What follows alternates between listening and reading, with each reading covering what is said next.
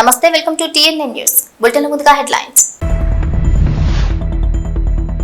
అయ్యప్పమాలలో దర్గాకు వెళ్లడం సమంజసం కాదు. నటుడు రామ్ చరణ్ పై తెలంగాణ అయ్యప్ప జేఏసీ ఫైర్. వెంటనే బహిరంగ క్షమాపణలు చెప్పాలని డిమాండ్. సొంత తల్లిదండ్రులకు ఏనాడైనా అన్నం పెట్టావా? చంద్రబాబుపై వైఎస్ జగన్ సూటి ప్రశ్న.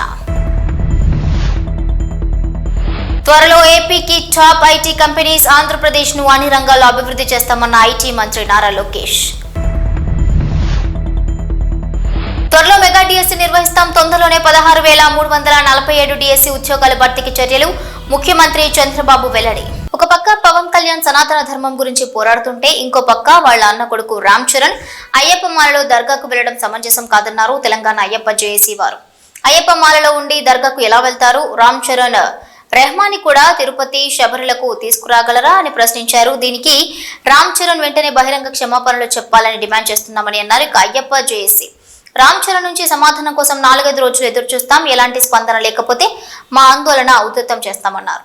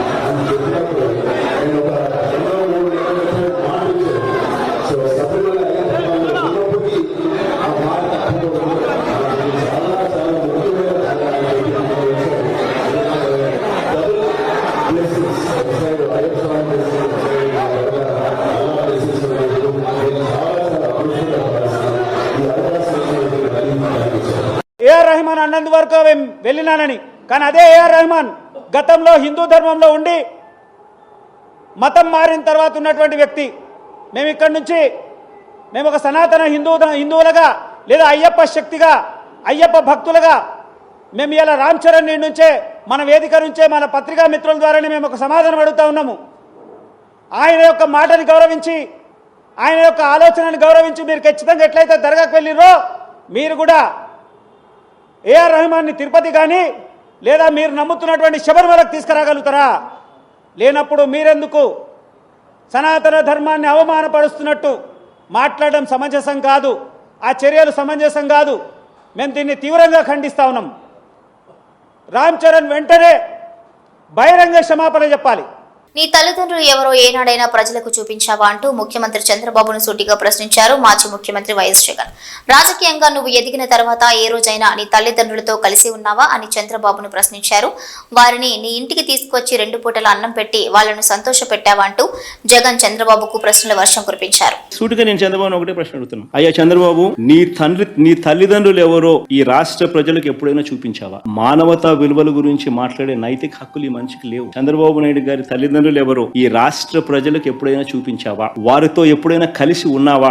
రాజకీయంగా నువ్వు ఎదిగిన తర్వాత నువ్వు కనీసం మీ ఇంటికి తీసుకువచ్చి 2 పూటల భోజనం పెట్టి వారిని సంతోషంగా పంపించావా? కనీసం వాళ్ళిద్దరూ కాలం చేస్తే కనీసం తలకొరివైనా పెట్టేవా వాళ్ళకు? నేను చంద్రబాబు నాయుడు ప్రశ్న అడుగుతాను. ఇలాంటి మానవతా విలువలు ఏమాత్రం లేని వ్యక్తి ఈ చంద్రబాబు. రాజకీయాల కోసం ఏమైనా చేస్తాడు, ఏ గడ్డైనా తింటాడు, ఏ అబద్ధమైన ఆడతాడు, ఏ మోసమైన చేస్తాడు. ఇలాంటి వ్యక్తితో యుద్ధం చేస్తా ఉన్నాం. రాష్ట్ర ప్రజలందరికీ కూడా నేను కోరేది ఒకటే, ఈ యుద్ధంలో రాష్ట్ర ప్రజలందరూ కూడా అప్రమత్తంగా ఉండాలని చెప్పి కోరుతా ఉన్నాం. ఐటీలో టాప్ 100 కంపెనీలను ఏపీకి రప్పించేందుకు కృషి చేస్తున్నామని అన్నారు మంత్రి నారా లోకేష్. విశాఖ కేంద్రంగా international airport, convention centre, tourism, real estate రంగాలతో సోషల్ ఎకోసిస్టమ్ ని అభివృద్ధి చేస్తున్నామని తెలిపారు. ప్రముఖ కంపెనీలను ఏపీకి తీసుకువచ్చేలా కృషి చేస్తున్నట్లు ఆయన తెలిపారు. అధ్యక్ష, వంశకృష్ణ గారు అడిగినట్టు ఒక సోషల్ ఎకోసిస్టమ్ అనేది చాలా చాలా అవసరం అధ్యక్ష. దాంట్లో ఎయిర్పోర్ట్ ఒక భాగం. భోగాపురం ఎయిర్పోర్ట్ విషయంలో చంద్రబాబు నాయుడు గారు ఇప్పటికీ చాలా స్పీడ్ గా పనులన్నీ పరిగెత్తిస్తున్నారు అధ్యక్ష. అంతేకాకుండా భారతదేశంలోనే అతి పెద్ద కన్వెన్షన్ సెంటర్ కూడా ఏర్పాటు చేసే దిశగా మన ప్రభుత్వం పనిచేస్తున్న అధ్యక్ష. అది విశాఖపట్నానికి వస్తుంది అధ్యక్ష. అంతేకాకుండా ఎయిర్పోర్ట్స్, క్షమించాలి, హోటల్స్ కూడా అధ్యక్ష.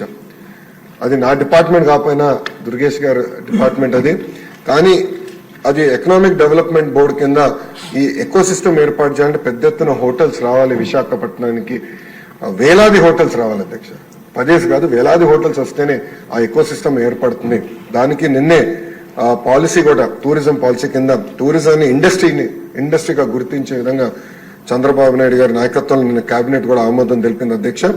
దాంట్లో భాగంగా హోటల్స్ కూడా పెద్ద ఎత్తున విశాఖపట్నానికి తీసుకొస్తాం, కనెక్టివిటీ కూడా ఏర్పాటు చేస్తాం, కన్వెన్షన్ సెంటర్ కూడా తీసుకొస్తాం. ఇది ఒక భాగం. ఇంకొకటి పెద్దలు అన్నట్టు ఐటీలో ఉన్న టాప్ 100 కంపెనీస్, టాప్ 20 కాదు, టాప్ 10 కాదు, టాప్ 100 కంపెనీస్ ఆల్రెడీ నేను ఇనిషియల్ డిస్కషన్ స్టార్ట్ చేస్తాను జరిగింది అధ్యక్ష. నేను అనుకుంటాం అది గ్యారంటీగా జయప్రదం అవుతుంది. వాళ్ళందరినీ విశాఖపట్నం తీసుకొచ్చే బాధ్యత నేను తీసుకుంటాను, మొదటిది. రెండోది, ప్రపంచంలో ఉన్న ఫార్చ్యూన్ 500 కంపెనీస్ అన్ని జీసీసీస్ అంటే గ్లోబల్ డెలివరీ సెంటర్స్ కూడా వాళ్ళు ఏర్పాటు చేయాలని ఒక లక్ష్యంగా వాళ్ళు కూడా వర్కౌట్ చేస్తున్నారు. దాని కొత్త పాలసీ తీసుకురావాల్సిన అవసరం ఉంది అధ్యక్ష. అది వచ్చే నెలలో ఆ పాలసీ కూడా మేము తీసుకొస్తాం. ఇంతేకాకుండా రియల్ ఎస్టేట్ డెవలపర్స్ తో కూడా నేను ఇప్పటికీ జూమ్ కాల్స్ పెట్టుకున్నాను, 1-on-1 మీటింగ్స్ కూడా పెట్టాను అధ్యక్ష. పెద్ద ఎత్తున రియల్ ఎస్టేట్ డెవలపర్స్ కూడా తీసుకురావాలి అధ్యక్ష. ఎందుకంటే విశాఖపట్నంలో గ్రేడ్ ఏ ఆఫీస్ స్పేస్ అనేది లేదు అధ్యక్ష. ఈ పెద్ద పెద్ద కంపెనీలు వచ్చినప్పుడు గ్రేడ్ ఏ ఆఫీస్ స్పేస్ రావాలి. వాళ్ళకు ఆ కంపెనీలో పనిచేస్తున్న ఉద్యోగస్తులకి మళ్ళీ హౌసింగ్, సోషల్ ఎకోసిస్టమ్ కూడా కావాల్సిన అవసరం ఉంది. వాళ్ళందరితో కూడా నేను చర్చిస్తాం జరుగుతుంది అధ్యక్ష. త్వరలోనే ఆ అనౌన్స్మెంట్స్ కూడా రాబోతున్నాయని మీ ద్వారా సభకి నేను తెలుపుతున్నా అధ్యక్ష. అంతేకాకుండా డేటా సెంటర్ పాలసీ కూడా దానిపైన ఒక స్టేట్మెంట్ ఉంది అధ్యక్ష. అది ఉంది, స్టేట్మెంట్ ఉంది, దాంట్లో చాలా డీటెయిల్ గా అది కూడా నేను ఎక్స్ప్లెయిన్ చేస్తాను. అంటే పాలసీస్ ఒక పక్కన, అవుట్ రీచ్ ఒక పక్కన, సోషల్ ఎకోసిస్టమ్, ఇదంతా మేము ఒక సమగ్ర యాక్షన్ ప్లాన్ అనేది మేము తయారు చేస్తాం జరిగిన అధ్యక్ష. విష్ణు కుమార్ రాజు గారు, గంటా శ్రీనివాస్ గారు పెండింగ్ ఇన్సెంటివ్స్ గురించి చెప్పారు అధ్యక్ష. నేను బడ్జెట్ కోసం నేను వెయిట్ చేస్తా ఉన్నాను. బడ్జెట్ లో 500 కోట్ల రూపాయలు పెండింగ్ ఇన్సెంటివ్స్ క్లియర్ చేసేదానికే ఐటీ ఎలక్ట్రానిక్స్ కి కేశవ్ గారు కూడా కేటాయిస్తాం జరిగింది.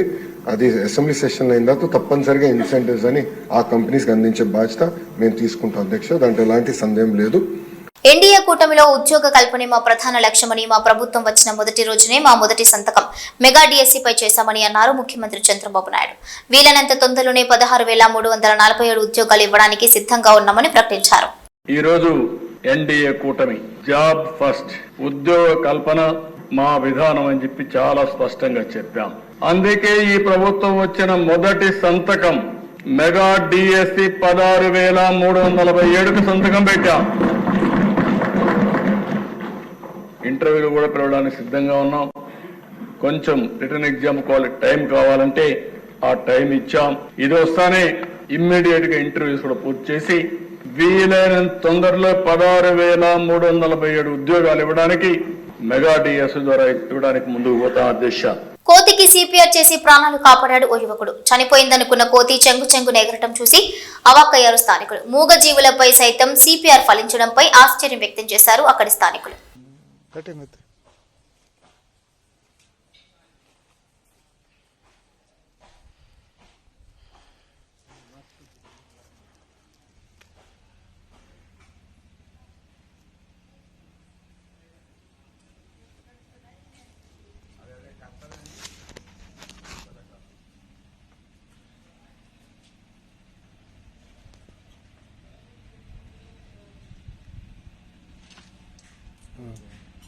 Vou telefone.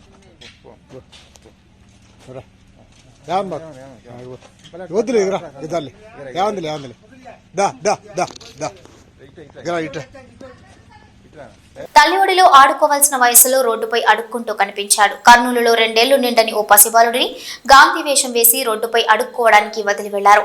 ఓ పక్క అడుక్కుంటూనే ఆ పిల్లవాడు నిద్రమత్తుగా జోగుతుండడం పలువురిని కదిలించింది. ఈ ఘటనపై స్పందించిన మంత్రి నారా లోకేష్ పిల్లాడిని కాపాడి అతనికి కావలసిన సౌకర్యాలను కల్పిస్తామని హామీ ఇచ్చారు.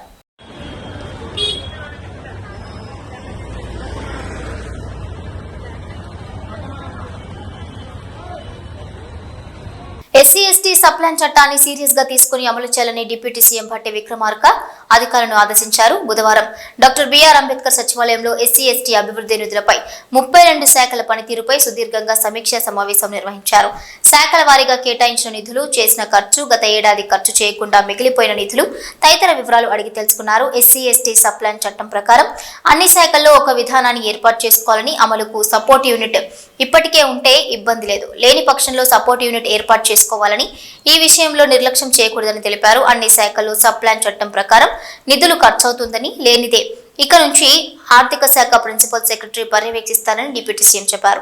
సప్లాన్ చట్టం అమలుపై సెస్ ఇప్పటి వరకు సమర్పించిన నివేదికలు అధ్యయనం చేయాలని సంబంధిత అధికారులను ఆదేశించారు. ఆర్థిక శాఖలో ప్రత్యేకంగా రీసెర్చ్ సెంటర్ ఏర్పాటు చేసి ప్రత్యేక పథకాల రూపకల్పన చేయాలన్నారు. ఎస్సీ ఎస్టీ అభివృద్ధి నిధుల ఖర్చుపై అన్ని శాఖలు 30 రోజుల్లో నివేదిక ఇవ్వాలని డిప్యూటీ సీఎం భట్టి విక్రమార్క మల్లు కోరారు. గిరిజన తండాలకు 3 ఫేజ్ విద్యుత్ సరఫరా కావాలన్న డిమాండ్ ఉన్న నేపథ్యంలో అధికారులు ఆ మేరకు చర్యలు చేపట్టాలన్నారు. మరో 3 నెలల్లో ఆర్థిక సంవత్సరం ముగుస్తున్న నేపథ్యంలో వచ్చే ఆర్థిక సంవత్సరంలో అమలు చేసేందుకు అన్ని శాఖల అధికారులు మంచి పథకాలను సిద్ధం చేసుకుని ఆర్థిక శాఖకు నివేదిక సమర్పించాలన్నారు. ఇది ఇందిరమ్మ రాజ్యం. ఎస్సీ ఎస్టీ సప్లాన్ చట్టం గత కాంగ్రెస్ ప్రభుత్వం హయాంలోనే వచ్చింది. ఈ పథకం అమలుపై ప్రజా ప్రభుత్వం స్పష్టంగా ఉంది. గత ప్రభుత్వ చర్యల మూలంగా 10 ఏళ్ల పాటు అర్హులైన వారు లబ్ధి పొందలేకపోయారు. మీ ద్వారా ఆ వర్గాలకు చేయూతను ఇవ్వాలని కోరారు. Special CS Vikas Raj, principal secretary finance Sandeep Kumar Sultania, ST welfare secretary Sarath, principal secretary SC welfare Sridhar, irrigation secretary Rahul Bojja, CDMA commissioner Sridevi, RTC MD Sajjana తదితరులు పాల్గొన్నారు. పోలీస్ కానిస్టేబుల్ గా శిక్షణ పొందిన 270 మంది constable passing out parade Cyberabad commissionerate స్టేడియంలో నిర్వహించారు. ఈ కార్యక్రమానికి అడిషనల్ డైరెక్టర్ జనరల్ వివి శ్రీనివాస్, సైబరాబాద్ సిపి అవినాష్ మహంతి, ఇతర పోలీస్ అధికారులు పాల్గొని క్యాండిడేట్ల గౌరవ వందనం స్వీకరించారు. శిక్షణ పొందిన కానిస్టేబుల్ నిర్వహించిన మార్చ్ ఫస్ట్ విశేషంగా ఆకర్షించింది.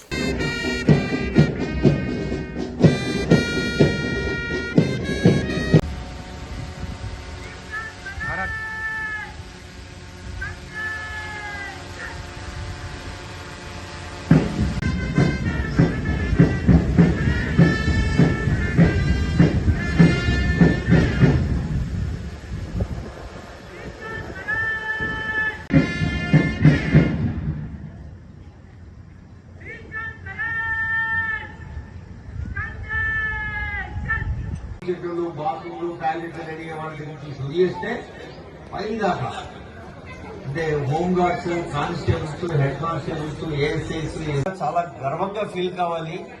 ద విజిబుల్ గవర్నమెంట్, ప్రభుత్వం ఎక్కడన్నా రోడ్ల మీద కనిపిస్తుంది అంటే అది పోలీసులు.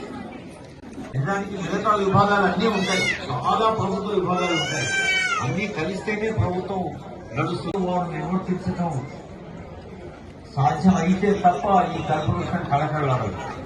అయితే మిగతా డిపార్ట్మెంట్లకు యూనిఫామ్ డిపార్ట్మెంట్ ఉన్న తేడా ఏంటో మా 270 తమ్ముళ్ళకు తెలిసింది. ఇప్పుడు 5 అప్రిసియేషన్స్, 4 కమెండేషన్స్, ఒక సేవాపథకం, ఒక ఉత్తమ సేవాపథకం మన ఎల్సీనా ప్రిన్సిపల్ సార్ వారి కోసం నిరీక్షిస్తూ ఉన్నాం.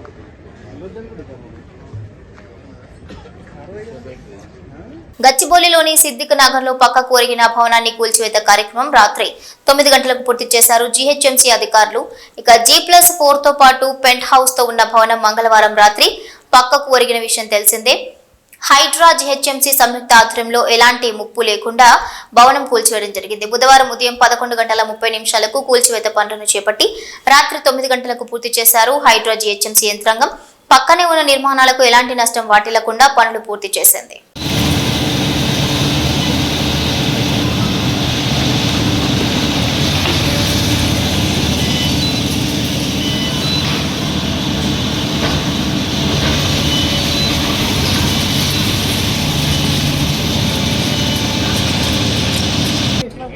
भाई थोड़ा साइड हो ना, अरे 10 सेकंड थोड़ा साइड हो जाना भाई, 10 सेकंड।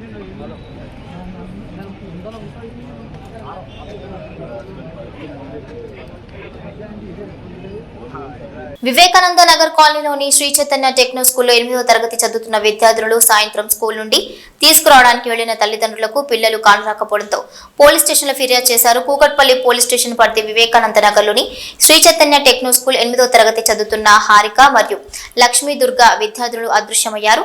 తల్లిదండ్రులు తెలిపిన వివరాల ప్రకారం రోజులాగే స్కూల్లో ఉదయం 8:30 వదిలి తిరిగి సాయంత్రం 5:30 ఇంటికి తీసుకురావడానికి వెళ్లిన తల్లిదండ్రులకు తమ పిల్లలు కానరాకపోవడంతో స్కూల్ టీచర్ మరియు ప్రిన్సిపాల్ ను సంప్రదించడంతో ఇప్పుడే వెళ్లిందని చెప్పగా చుట్టుపక్కల ఉన్న దుకాణాలను వెతికి ఎంతసేపటికి కనిపించకపోవడంతో పోలీస్ స్టేషన్లో ఫిర్యాదు చేశారు. కేసు నమోదు చేసుకున్న పోలీసులు దర్యాప్తు ముమ్మరం చేయగా పోలీసు వారు దయచేసి తమ పిల్లల్ని క్షేమంగా తీసుకురావాలని కోరుతున్నారు. పోలీసు వారికి నేను నమస్కరించి దండం పెడుతున్నాను. మా పాప ఎక్కడ ఉన్నా మా పాప వాళ్ళ ఫ్రెండ్ని హారికాని ఇద్దరిని మంచిగా తీసుకురావాల్సిందిగా కోరుకుంటున్నాను. మీ అందరికీ నమస్కారం. పోలీసులు దయచేసి నా పాపని నాకు అప్పగిస్తారని నేను కోరుకుంటున్నాను.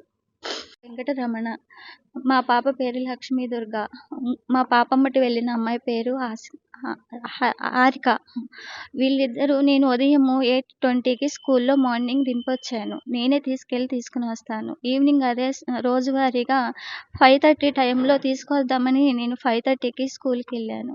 స్కూల్కి వెళ్ళిన తర్వాత మా పాప స్కూల్లో బ్యాగ్ ఉంచి వాళ్ళ ఫ్రెండ్స్ గల్లీ వైపు వెళ్ళిందని చెప్తే ఆ ఫ్రెండ్స్ని తీసుకుని వెళ్ళి నేను కూడా ఎతికాను, అక్కడెక్కడ లేదు. తర్వాత ప్రిన్సిపల్ మేడంకి, వాళ్ళ స్కూల్లో క్లాస్ టీచర్లకి అందరికీ తెలియపరిచిన తర్వాత ప్రిన్సిపల్ మేడము, వాళ్ళ సార్లు, వాళ్ళ మేడమ్స్, క్లాస్ టీచర్స్ అందరూ కలిసి అదంతా CCTVలో వెతికించిన అనంతరం ఎక్కడ తెలియలేకపోవడం వల్ల మేము పోలీస్ స్టేషన్కి వెళ్ళి కంప్లైంట్ ఇచ్చాము.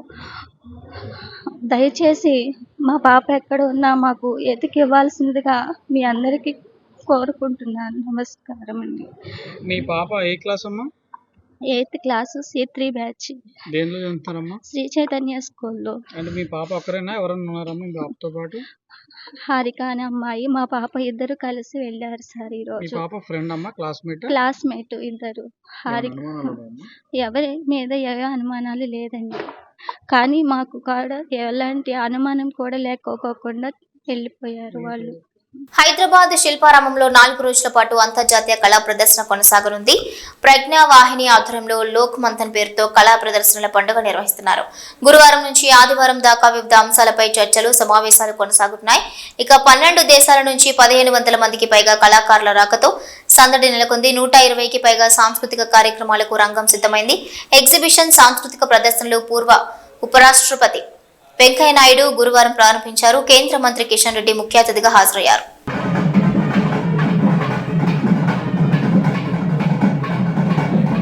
Music and dance. That is the purpose of this program. It's a noble idea behind the program. I am really happy to be amidst you all to inaugurate this program. This is really commendable. This is what Prajna Bharati has been doing for years as a nationalist organization. సమైక్య ఆంధ్రప్రదేశ్లో గానీ, ఇప్పటి ఆంధ్రప్రదేశ్లో గానీ ఈ రాజకీయ నాయకుడికి దక్కని అదృష్టం నాకు దక్కిందని అన్నారు ఆంధ్రప్రదేశ్ ముఖ్యమంత్రి నారా చంద్రబాబు నాయుడు. సమైక్య ఆంధ్రప్రదేశ్లో అందరికంటే ఎక్కువగా 9 సంవత్సరాలు ముఖ్యమంత్రిగా చేసే అవకాశం నాకు వచ్చిందని, అలాగే విభజన అనంతరం ఒకసారి సీఎంగా, మరొకసారి ప్రతిపక్ష నేతగా ఉంది, మళ్లీ రెండవసారి సీఎంగా పదవిని చేపట్టడం తన అదృష్టంగా భావిస్తున్నానన్నారు. అనుక్షణం అభివృద్ధి ధ్యేయంగా పనిచేశాను కాబట్టే ప్రజలు నన్ను ఇంతలా ఆదరిస్తున్నారని చంద్రబాబు అన్నారు. ఆంధ్రప్రదేశ్ రాష్ట్రంలో ఆ రోజు సమైక్య ఆంధ్రప్రదేశ్లో కానీ, ఇప్పుడు నవ్య ఆంధ్రప్రదేశ్లో కానీ మరే ఏ నేతకు దక్కని గౌరవం నాకు దక్కింది. ఇన్ని సంవత్సరాలు సమైక్య ఆంధ్రప్రదేశ్లో 9 సంవత్సరాలు అందరికంటే ఎక్కువ ముఖ్యమంత్రిగా ఉండే అవకాశం వచ్చింది. 10 సంవత్సరాలు ప్రతిపక్ష నాయకుడిగా పనిచేసే అవకాశం వచ్చింది. అదే మరి ఇక్కడ ఒకసారి రెండోసారి ముఖ్యమంత్రిగా, ఒకసారి ప్రతిపక్షంలో పనిచేసే అవకాశం ప్రజలు ఇచ్చారు. అదే ఇంకొక విధంగా దిశ అనునిత్యం కష్టపడి పనిచేయడం, నిజాయితీగా ఉండడం, అనుక్షణం ప్రజలు వాళ్ళ బిడ్డల సంక్షేమమే ధ్యేయంగా పనిచేస్తూ వచ్చాను. అందుకే 4 దశాబ్దాలుగా ప్రజలు ఆదరించారు. వాళ్లకు నా జీవితాంతం కూడా రుణపడి ఉంటానని చెప్పి మరొక్కసారి ప్రజలందరికీ విజ్ఞప్తి చేస్తున్నాను. కోదాడ మండలం తమ్మర దోరగుంట గ్రామాల్లో ఏర్పాటు చేసిన ప్రాథమిక వ్యవసాయ సహకార పరపతి సంఘాల ధాన్యం కొనుగోలు కేంద్రాలను తనిఖీ చేశారు జిల్లా కలెక్టర్ తేజస్ నందలాల్ బాబు. రైతులకు ఇబ్బంది లేకుండా ధాన్యం చేయాలని ఆదేశాలు జారీ చేశారు. కొనుగోలు కేంద్రాలకు వచ్చిన ధాన్యాన్ని తూకం వేసి మిల్లులకు తరలించారు.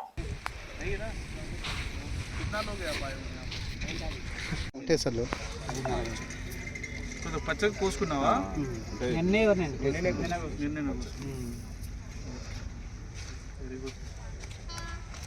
మరి ఎన్ని రోజులు ఇది పూర్తి కావాలి? ఇప్పుడు ఎన్ని రోజులు పోతే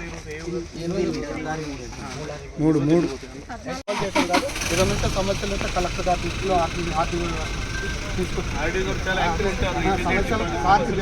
సమస్యల పరిష్కారం కోసం మేము ఆందోళన చేసి కాదు, రైతులందరినీ సమగ్రంగా వచ్చే ధాన్యం అంతా కూడా ఇప్పుడు మీరు చెప్పినట్టు పూర్తి పక్వానికి వచ్చిన తర్వాత వరి ధాన్యం కోసి ఆరబెట్టి పూర్తిగా సార్ మొన్న జేసీ గారు వచ్చినప్పుడు మేము ఒక ఎనభై ఏం చేశామంటే మాకు బోనస్ అయితే ఎమ్మటే మీరు ప్రభుత్వం ప్రకటించింది సార్. మాకు ఎన్ని రోజుల్లో బోనస్ చెల్లించండి అని మీరు ఒక మాట చెప్పంటే ఇమీడియట్లీ మీరు పేమెంట్ కూడా అవుతా ఉంది. సరే, సంతోషం సార్. అయిపోయినవి మేము ఇమీడియట్లీ ట్యాబ్ ఎంట్రీ చేసిన తర్వాత 48 hours మీ పేమెంట్లు పంపిస్తాం. సార్ జేసీ గారు కూడా అదే చెప్పింది. Thank you sir. చెన్నూరు పట్టణంలోని చెన్నూరు కాటన్ కంపెనీలో ఏర్పాటు చేసిన CCI పత్తి కొనుగోలు కేంద్రాన్ని రిబ్బన్ కట్ చేసి ప్రారంభించారు చెన్నూరు ఎమ్మెల్యే వివేక్ వెంకటస్వామి. రైతులు CCI వాళ్లు చెన్నూరు ప్రాంతంలో కొనుగోలు కేంద్రాన్ని ఏర్పాటు చేయడం జరిగింది. సుమారుగా 7,400 రూపాయల మద్దతు ధర కల్పిస్తున్నారు. CCI ఇంకా ఎక్కువ పత్తిని కొనుగోలు చేయాలని కోరుతున్నానన్నారు. వారి కొనుగోలు కేంద్రాలను కూడా వెంటనే ప్రారంభించాలని కలెక్టర్ ను ఆదేశించారు వివేక్.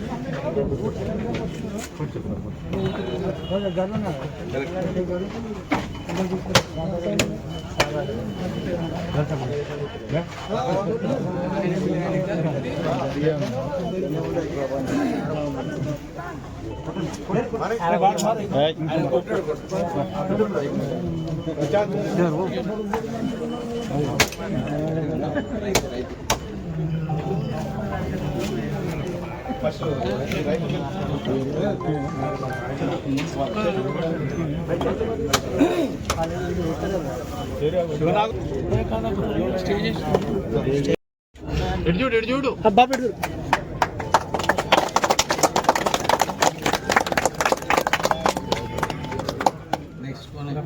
ओके राइट साहब इधर रख दो फोटो लगाओ हाथ लगाओ फोटो आ गया video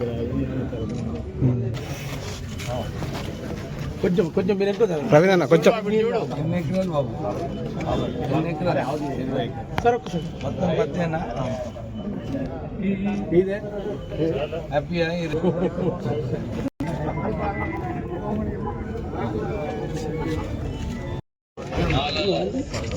textile ministry government of India వాళ్ళు ఒక ప్రొక్యూర్మెంట్ సెంటర్ ఇక్కడ మంచిర్యాల డిస్ట్రిక్ట్లో చెన్నూరు ప్రాంతంలో ప్రారంభం చేయడం జరిగింది.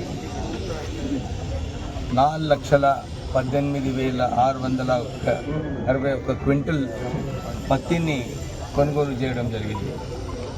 యావరేజ్ ప్రైస్ సుమారు 7,400 రూపాయలు లభిస్తుంది. రైతులందరూ కూడా సంతోషిస్తున్నారు, మంచి ధర వచ్చిందని చెప్పి. మాయిశ్చర్ కంటెంట్తో లింక్ అయిన ప్రైజు రైతులకు ఉపయోగపడుతుంది. కాటన్ కార్పొరేషన్ ఎట్లానే ఇంకా ఎక్కువ పత్తి కొనుగోలు చేసుకుంటే బాగుంటుందని చెప్పి కాటన్ కార్పొరేషన్ వారికి ఒక సూచన. డిస్ట్రిక్ట్ కలెక్టర్ గారు ఈ ప్రాంతంలో పత్తి కొనుగోలు, వరి కొనుగోలు కూడా తొందరగా సెంటర్ స్టార్ట్ చేసి రైతులకు ఇబ్బంది లేకుండా ఈ సెంటర్స్ కూడా ప్రారంభమవుతాయి. అందరూ కూడా మాయిశ్చర్ కొంచెం ఎండలో పెట్టి మాయిశ్చర్ తక్కువైన తర్వాత సెంటర్స్కి ఇస్తే బాగుంటుంది. Thank you.